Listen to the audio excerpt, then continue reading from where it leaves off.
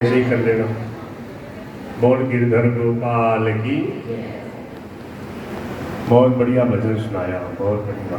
बोल राधा रानी की जय। भगवान श्री कृष्ण के खूब सारे ब्याह हो गए, खूब बेटे पोते हो गए, पोतों का भी विवाह हो गया। अनिरुद्ध जी के 2 विवाह हो गए। एक दिन भगवान श्री कृष्ण के बेटे खेलते खेलते एक बगीचे में चले गए। कई देर तक खेलते रहे। जोर से प्यास लगी, एक कुएं के पास गए। वो कुआं सूखा था। उस सूखे कुएं में देखा एक बहुत बड़ा गिरगिट पड़ा है। बहुत प्रयास किया, निकाल नहीं पाए। प्रभु के पास में आए। प्रभु ने उसको बाएं हाथ से जैसे स्पर्श किया, वह गिरगिट शरीर को छोड़कर दिव्य रूप धारण करके प्रकट हो गया। प्रभु ने सब जानते हुए भी बालकों को जानकारी हो जाए इसलिए पूछा, कस्तम महाभागवरेण्य रूपो, आप कौन हो जी? आपकी ये दशा कैसे हो गई थी? आप गिरगिट कैसे बन गए? उसने कहा, नृगो नाम नरेंद्रो हम इक्ष्वाकु तनय प्रभु। मैं सूर्यवंशी महाराज इक्ष्वाकु का बेटा नृग नाम का राजा रहा। एक बार जब मैं गायों का दान कर रहा था, मेरे से गलती से एक ब्राह्मण की गाय का दान हो गया। वह ब्राह्मण लड़ता हुआ आया दूसरे ब्राह्मण से। वो दोनों ही माने नहीं। विप्रो विवद मानो मामू चतुस्वार्थ साधको। उनमें से एक भी सरल हृदय का नहीं था, दोनों बड़े हठीले थे। दोनों ने कहा, हम यही गाय लेंगे। मैं कैसे भी उनको मना नहीं पाया। मैंने धर्म संकट में पड़कर उन दोनों से बड़ी अनुनय विनय की और कहा कि बदले में 1 लाख गाय दे दूंगा दोनों को, 50 हजार गाय दोनों को दे दूंगा। आप लोग मुझे ये गाय दे दो, मैं आप लोगों का सेवक हूँ। मुझसे अनजान में ये अपराध बन गया। समुद्धर तमाम कृच्छ्रात पतंतम निर्येशुचो। नरक में गिरने से मेरे को बचा लो, आप तो ब्राह्मण हो, दया करो। पर दोनों अपनी बात पे अड़े रहे। जिसकी गाय थी उसने कहा, मैं इसके बदले में कुछ नहीं चाहता, मुझे मेरी गाय दो। नाम प्रतीक्षे वही राजन इत्युक्त्वा स्वाम्य पाक्रमा। गाय जिसको दान करी थी उससे कहा, आप दे दो ये गाय, आपको 1 लाख गाय दूसरी दे दूंगा। उसने कहा, 1,10,000 दो तो भी ये गाय नहीं दूंगा। अब मैं क्या करता? दोनों की अभिलाषा पूरी नहीं कर पाया और वो दोनों मेरे पे नाराज होकर के उन्होंने मेरे को शाप दिया कि तुम गिरगिट बनोगे। उस कर्म के फल के अनुसार जब मैं ऊपर गया तो मेरे को धर्मराज ने पूछा, चित्रगुप्त जी से कहा, इसका खाता बही निकालो। चित्रगुप्त ने खाता बही निकाल के कहा, इसने तो बहुत दान पुण्य किया, एक इसके द्वारा भूल हो गई। एक ब्राह्मण की गाय इन्होंने दूसरे को दे दी भूल से। तो कहा कि बोलो भाई, तुम पहले पाप भोगोगे कि पुण्य भोगोगे? तुम्हारे पुण्य तो बहुत है। बोले पहले पाप ही भुगता दो। तो बोले जाओ गिरगिट बन जाओ। तब से मैं गिरगिट बनकर इस अंधेरे कुएं में पड़ा था। हे प्रभु, आज आपने मेरा उद्धार कर दिया। देव देव जगन्नाथ गोविंद पुरुषोत्तम। अब भगवान का नाम ही नाम ले रहा है। पहले तो दान पुण्य करता था, नाम का कीर्तन भजन कम करता था। अब बोले कि आपका नाम ही सार है। एक श्लोक में केवल नाम ही नाम लिए भगवान के। देव देव जगन्नाथ गोविंद पुरुषोत्तम। नारायण ऋषिकेश पुण्य श्लोकाच्युताभ्यय। नारायण ऋषिकेश पुण्य श्लोक अच्युत अव्यय। 5 और 4 9 नाम लिए। नाम ही नाम, न संज्ञा न सर्वनाम और कुछ नहीं है, न क्रिया न विशेषण, केवल नाम ही नाम। भगवान की कृपा से उसका उद्धार हो गया। भगवान श्री कृष्ण ने अपने बालकों को समझाया कि देखो, सदा ब्राह्मणों के धन से बचना चाहिए। ना हम हालाहलम मन्ने विषम यस्य प्रतिक्रिया। हलाहल विष खाने से केवल एक बार खाने वाले के प्राण लेता है। आग भी एक बार जलाती है, जल के द्वारा भी एक बार डूब के मरता है, पर ब्राह्मण के धन रूपी अग्नि से जो आग पैदा होती है वह सारे कुल को समूल जला के नष्ट कर देती है। ब्राह्मण यदि उसकी पूरी सम्मति लिए बिना उसका धन भोगा जाए तो भोगने वाले उसके लड़के और पौत्र इन 3 पीढ़ियों को चौपट कर देता है। यदि बलपूर्वक हट करके उसका उपभोग किया जाए तो पूर्व पुरुषों की 10 पीढ़ियां, आगे की भी 10 पीढ़ियां, 20 पीढ़ी नष्ट हो जाती। जो मूर्ख राजा अपनी राजलक्ष्मी के घमंड से अंधे होकर ब्राह्मणों का धन हड़पना चाहते हैं, समझना चाहिए कि वे जानबूझकर नरक में गिरने का रास्ता साफ कर रहे हैं। स्वदत्ताम प्रदत्ताम वा ब्रह्म वृत्तिम हरेच्छय 60 वर्ष सहस्राणि विष्टायाम जायते कृमि। जो मनुष्य अपनी या दूसरों की दी हुई ब्राह्मणों की वृत्ति, उनकी आजीविका के साधन छीन लेते हैं, वे 60,000 वर्ष तक विष्ठा के कीड़े बढ़ते हैं। इस प्रकार भगवान ने ब्राह्मणों की महिमा बताई, क्योंकि श्रेष्ठ सदाचारी निर्लोभी जो ब्राह्मण होते हैं, संयम पूर्वक जीवन धारण करते हैं, वेद का पाठ करते हैं, कर्मकांड आदि में लगे रहते हैं, तो ज़्यादा कमा नहीं पाते, अपने धर्म का जो पालन करते हैं, ऐसे ब्राह्मणों की जो वृत्ति का उच्छेद करता है उसकी भयंकर दुर्दशा भगवान स्वयं कह रहे हैं, दुर्दशा हो जाती है, नरकों में जाता है। किसी को भी कष्ट देंगे तो उसका परिणाम हजारों गुना हमें भोगना पड़ेगा। ये मनुष्य खेत के समान है, खेत में जा करके हम जो कुछ भी बोवेंगे तो हजारों गुना मिलता है। ऐसे ही भगवान श्री कृष्ण कह रहे हैं, इदम शरीरम कौन्तेय क्षेत्र विद्य विधीयते। इसलिए अच्छे से कर्म करें। जो तू पहले चाल सी कर सी सुदो काम, 8 पोर तारे कन उगोरे सी राम। समझ में आई? संतों ने कितना सरलता से बताया। देवर्षि नारद जी महाराज भगवान की गृहचर्या देखते हैं, भगवान कैसे रह रहे हैं घर में। कहीं श्रेष्ठ ब्राह्मणों को वस्त्राभूषणों से सुसज्जित गायों का दान कर रहे हैं, कहीं किसी पत्नी के महल में हास्य विनोद की बात कर रहे हैं, कहीं एकांत में बैठकर प्रकृति से अतीत पुराण पुरुष का ध्यान कर रहे हैं, कहीं घोड़े हाथी और रथ पे सवार होकर श्री कृष्ण विचरण कर रहे हैं, कहीं उद्धव आदि मंत्रियों के साथ किसी गंभीर विषय पे परामर्श कर रहे हैं। इस प्रकार जहाँ जहाँ नारद जी ने देखा भगवान 16,108 महलों में सब रानी पटरानियों के साथ खूब आनंद से रह रहे हैं। एक समय की बात है, भगवान श्री कृष्ण अपनी सुधर्मा सभा में विराजमान थे। जरासंध के यहाँ से जो कैदी राजा थे, 20,800 राजाओं को जरासंध ने कैद कर लिया था, और उनके यहाँ से एक दूत आया। उसने भगवान से कहा कि उन राजाओं ने आपसे रक्षा की भीख मांगी है। देवर्षि नारद जी इंद्रप्रस्थ से पधारे और कहा कि प्रभु, युधिष्ठिर जी महाराज राजसूय यज्ञ करना चाहते हैं, उन्होंने आपको याद किया है। भगवान श्री कृष्ण ने कहा, उद्धव जी क्या करें, पहले किधर चले? उद्धव जी ने कहा, देवर्षि नारद जी ने जो सलाह दी है, पहले वहीं पांडवों के राजसूय यज्ञ में चला जाए। वहाँ से जाकर आप और अर्जुन और भीमसेन द्वैरथे सतुजेतव्य है, उसको द्वंद्व युद्ध में आपकी सन्निधि में भीमसेन अवश्य जीत लेगा। ब्रह्म वेश धरो गत्वा तम भिक्षेत वृकोदर। ब्राह्मण के वेश में आप तीनों जाओ।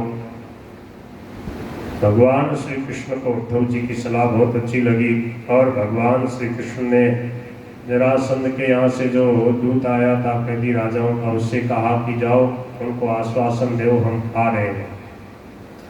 भगवान श्री कृष्ण इंद्रप्रस्थ पधारे और वहाँ से सबसे बड़े प्रेम से मिले। बड़ा सुंदर यहाँ पर वर्णन किया है, कैसे कैसे भगवान पधारे, कैसे सबसे मिले, ऐसी सुंदर शोभा है। ऐसा सब गलियों को, सड़कों को सजाया गया है। इंद्रप्रस्थ नगर की सड़कें और गलियां मतवाले हाथियों के मत से सुगंधित जल से सींच दी गई। जगह जगह रंग बिरंगी झंडियां लगा दी गई। सुनहले तोरण बंधे हुए सोने के जल से भरे कलश स्थान स्थान पर शोभा पा रहे। नगर के नर नारी नहा धोकर नए वस्त्र, आभूषण, पुष्पों के हार, इत्र, फुलेल आदि से सज धज के घूम रहे थे। घर घर में ढोल ढोल पे दीपक जलाए गए थे। बड़ी सुंदर शोभा का वर्णन है। भगवान श्री कृष्ण सबसे मिले। फिर अर्जुन, भीमसेन और श्री कृष्ण गए हैं और जा करके जरासंध के यहाँ पर देखा कि भीड़ लगी है, ब्राह्मणों को खूब अन्न धन रतन लुटा रहा है। भगवान श्री कृष्ण ने जा करके और कहा कि देखो देखो, राजा हरिश्चंद्र के दान का, राजा बलि के और राजा शिवी के दान क्या क्या कहना। ऐसे करके राजाओं की महिमा का भगवान वर्णन करने लगे। जरासंध ने देखा कि ये तो बड़ा मीठा बोलता है, ये कौन है? हरिश्चंद्रो रंति देव पंचवृत्ति शिविर बलि व्याध कपोतो बहवो यद्रुवेण ध्रुवम गता। जो इस अनित्य शरीर से दान धर्म करके यश प्राप्त नहीं करता, उसका जन्म निरर्थक है। इस प्रकार भगवान बोलते ही जा रहे। जब इनकी बारी आई तो उसने देखा कि ये लगते तो है राजा क्षत्रिय और आए हैं ब्राह्मण के वेश में। ब्राह्मण तो नहीं है, कौन हो सकते हैं? बोले भाई आप कौन हो? आप जो चाहो सो मांग लो। हे विप्राव्रियताम कामो ददाम्यात्म शिरोपि वै, मैं आपके लिए अपना मस्तक भी दे सकता हूँ। भगवान श्री कृष्ण बोले, हाँ हम युद्ध ही मांगने आए हैं। युद्धम लो देहि राजेंद्र द्वंद्व सो यदि मन्यसि, हम द्वंद्व युद्ध की भिक्षा चाहते हैं। बोले तुम हो कौन? बोले पहले ये देखो, असौ वृकोदर पार्थ, ये भीमसेन है और तस्य भ्राता अर्जुनो ह्ययम्, ये इसका भैया अर्जुन है। बोले इनकी छोड़ो, तुम बताओ तुम कौन हो? अरे बोले अनयोर मातुलेयम माम कृष्णम जानी ते रिपुम, मैं इनके मामा का बेटा भाई हूँ। बोले कौन? बोले ते रिपुम कृष्णम माम जानी, तुम्हारा पुराना शत्रु कृष्ण। अरे बोले तुम फिर आ गए। जहाज इसमें मांगद है वो मगध नरेश ढाका मार के हंसने लगा। बोले तुम फिर मेरे सामने आ गए। तुम मेरे सामने आए हो, तुमसे क्या युद्ध करना? तुम तो भगोड़े हो, तुम फिर बीच में ही युद्ध छोड़ के भाग जाओगे, फिर क्या आनंद आएगा? मैं त्वया भीरुनायोध से युद्धि विक्लव चेत से, तुम युद्ध में भाग जाते हो, तुम्हारे से युद्ध नहीं करूंगा। तुम मेरे डर से मथुरा को छोड़ के समुद्र की शरण में रहते हो। मथुराम स्वपुरीम त्यक्त्वा समुद्रम शरणम गतः। और ये जो अर्जुन है, इसके लिए तुम मेरे से युद्ध की बात करते हो। अर्जुनो न भवेद योद्धा, ये कोई योद्धा है? भीमसेन की तरफ देखा। बोले भीमस्तुल्य बलो, मैं किसके साथ युद्ध करूंगा? भीमसेन ने देखा आज तो हमारी बड़ी जय जयकार हो। भीमसेन को उसने एक भयंकर गदा दे दी, एक आप ले ली गदा। बोले आ जाओ। हजारों लोग चारों तरफ, मैदान के चारों तरफ लोग जो है दर्शन कर रहे हैं। भगवान श्री कृष्ण और अर्जुन भी युद्ध देख रहे हैं और विचित्र युद्ध होने लगा। ततश्चटा शब्दों प्रचर निष्पेष सन्निभय, एक दूसरे की गदाओं से जब चोट करते तो ऐसा लगता जैसे वज्र जो है एक दूसरे पे गिर रहे हो, जैसे हाथी के दांत आपस में भिड़ रहे हो। ते वही गदे भजवे न निपात्यमाने, एक दूसरे को उठा करके पटकने लगे। चूर्णी बभूव तुरुपेत्य यथार्क शाखे, गदाएं चूर चूर हो जाती जैसे हाथी लड़ते हैं और वृक्षों की डालियों को कुचल डालते हैं।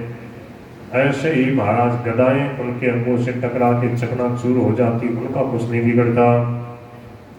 इस प्रकार से युद्ध करते करते 27 दिन हो गए।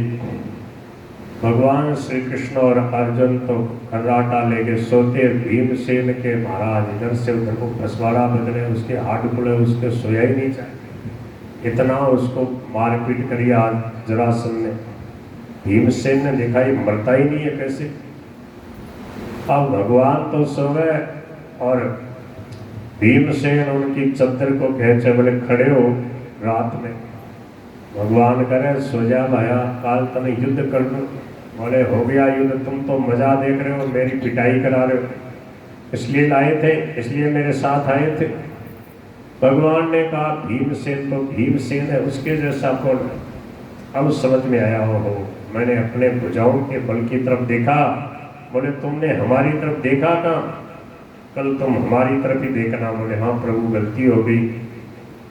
जैसे ही उठा के अब भगवान ने उनके सब जगह अंगों पे हाथ फेरा, बिल्कुल शक्ति संपन्न हो गए और उठा के पटक रहे हैं। दूसरे दिन बार बार आज जरासंध देख रहा है क्या खा लिया इसने, रात में मेरे साथ ही भोजन किया था, इतनी शक्ति कहाँ से आ गई, आज मेरी एक नहीं चलती।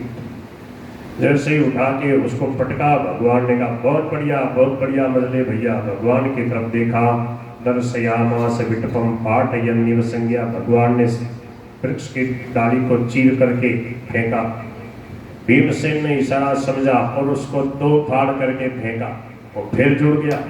भगवान ने ऐसे फेंक के बताया तो उसने वैसे ही किया और अलग अलग उसके दोनों अंगों को फेंक दिया। जरा नाम की जो राक्षसी थी उसने इसको जोड़ा था, जरासंध, इसलिए इसका नाम हो गया। क्या हुआ था कि कथा आती है महाभारत में, दो बहनें थी, तो दोनों बहनें चाहती थी कि हमारे बेटा हो।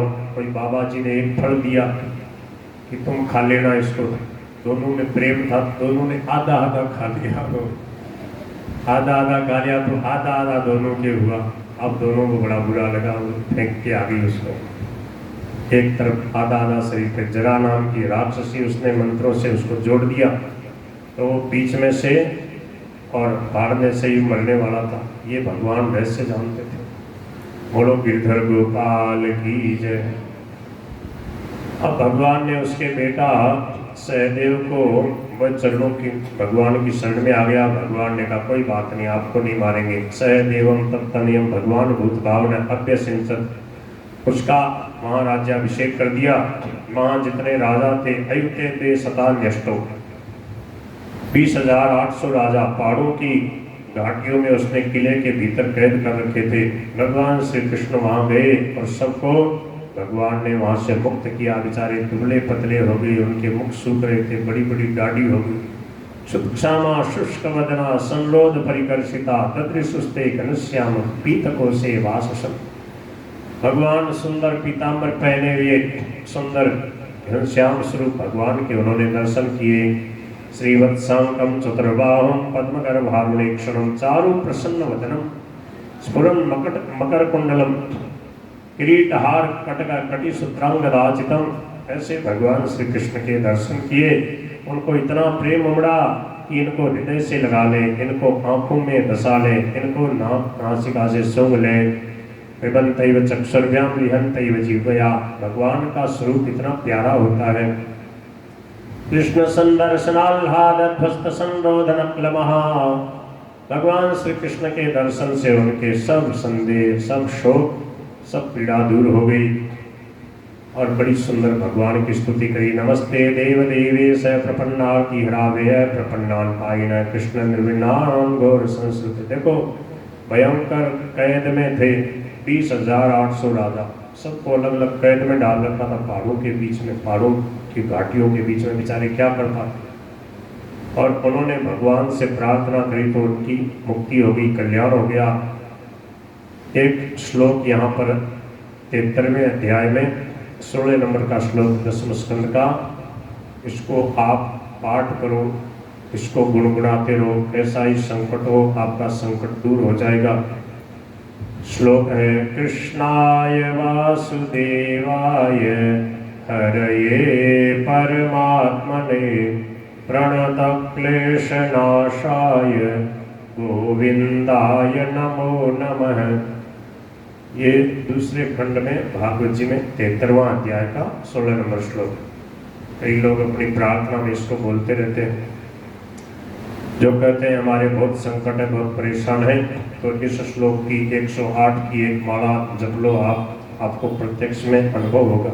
भाव से एक बार भी उच्चारण कर लोगे, एक बार भी सच्चे हृदय से प्रार्थना करोगे तो भी काम बन जाएगा। जब तक न हो तब तक करते रहो, यही उपाय है। स्वामी जी महाराज कहते थे कि बचपन में आपने सबने उपाय काम में लिया हुआ है, वो सबसे बढ़िया उपाय है। छोटे बच्चे जब हम थे, हमारे बस की बात नहीं होती थी तो क्या करते थे, रोने लग जाते थे और रोने से काम बन जाता था। तो सही बात है। तो स्वामी जी महाराज कहते भगवान के सामने रोने लग जाओ, भगवान सब संकट दूर कर देते। भगवान से ही कहना विश्वास पूर्वक। कितनी देर रोना है तो बच्चे से पूछो कितने देर रोना। जब तक भूख लगी हुई है और जब तक माँ नहीं गोद में ले ले, जब तक इच्छा पूरी न कर दो उसकी, तब तक रोत हो जाए। और स्वामी जी कहते थे बच्चा कोई भूल तो नहीं देखता, तो इस समय रोऊंगा तो रोना सिद्ध होगा कि नहीं। वो तो जब उसकी इच्छा होती है, उसकी मन की इच्छा पूरी नहीं होती तो रोने लग जाता। और जब बच्चा रोने लग जाता तो स्वामी जी कहते सब बच्चे के पक्ष में हो जाता। ऐसे ही हम भगवान से मिलना चाहेंगे, भगवान के लिए रोएंगे तो सब हमारे पक्ष में हो जाएंगे और सब भगवान को, बड़े बड़े संत भगवान को बुलाना देंगे, कहेंगे प्रभु बालक रो रहा है, कृपा करो इसको संभालो। जैसे मीराबाई भगवान के लिए व्याकुल होकर पुकारती है, ऐसे ही भगवान के लिए व्याकुल हो जाए तो भगवान जरूर मिलते हैं, भगवान सब अभिलाषा पूरी करते हैं। ये जो पद है स्वामी जी को बहुत पसंद आता। कभी कभी एक ही सत्संग की सभा में 2-3 बार इसको गवाते थे बजरंग जी से। आप भी याद कर लो, आपको गुणकरे लोगों को याद होगा, इसको सदा गुनगुना सकते हो तो भगवान की कृपा का अनुभव होगा। हे जीवन देखा बिना रहो न जाय, भला जीवन देखा बिना रहो न जाय। सजनी लग गया नेह बिहारी सो, मारो लग गया नेह बिहारी सो, पाने देखा बिना। 170 नंबर का पेज, 170 नंबर का पेज। सांवरी सी सूरत माधुरी सी मूरत, सांवरी सी सूरत माधुरी सी मूरत। नैना बीच रही है समाय, भला जी मारे नैना बीच रही है समाय। सजनी लग गयो नेह बांके बिहारी सो, मारो लग गयो नेह बांके बिहारी सो। देखा बिना रहा न जाय, भला जीवन देखा बिना रहो न जाय। सजनी लग गया बिहारी सो, मारो लग रयो बिहारी सो।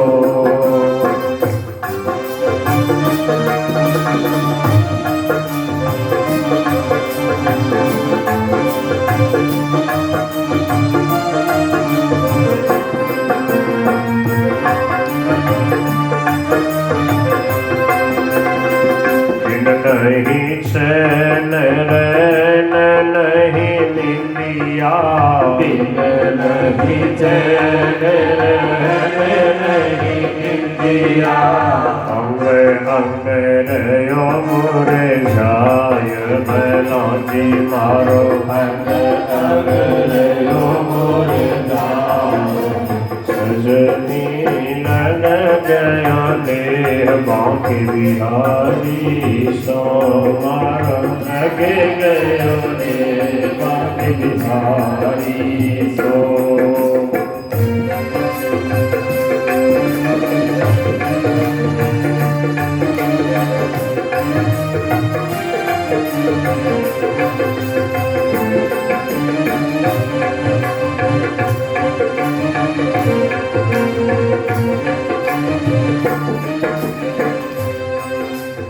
दर्द की मारी मैं तो मन मन डोलूं, दर्द की मारी मैं तो बन बन डोलूं, दर्द की मारी मैं तो मन मन डोलूं, दर्द की मारी मैं तो बन बन डोलूं।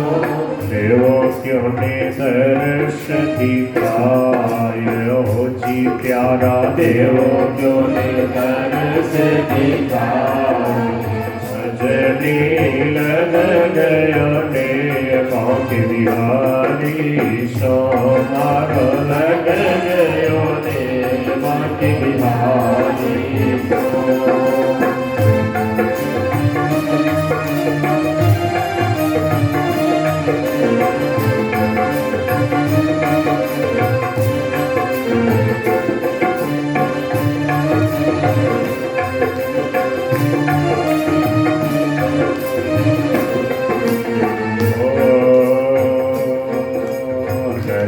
जीरो लालो बनड़ो बन गयो, नंद जीरो लालो बनड़ो बन गयो, नंद जीरो लालो बनड़ो बन गयो, नंद जीरो लालो बनड़ो बन गयो। सुपना में ले परणाए जी मान सुपना मेरी परनाए, सजनी लग गयो प्रेम बिहारी सो मारो लग गयो प्रेम बिहारी सो। मन देखा बिना रया न जाए जीवन देखा बिना रयो न जाए, सजनी लग गयो देह बिहारी सो लग गयो रे बांके बिहारी सो। भाई मीरा के प्रभु गिरधर नागर, भाई मीरा के प्रभु गिरधर नागर, मीरा के प्रभु गिरधर नागर, मीरा के प्रभु गिरधर नागर, शरण में रही लिपटाए जीवन चरण में रही लिपटाए, सजनी लग गया देह बिहारी सो मारो लग गयो रे बांके बिहारी सो।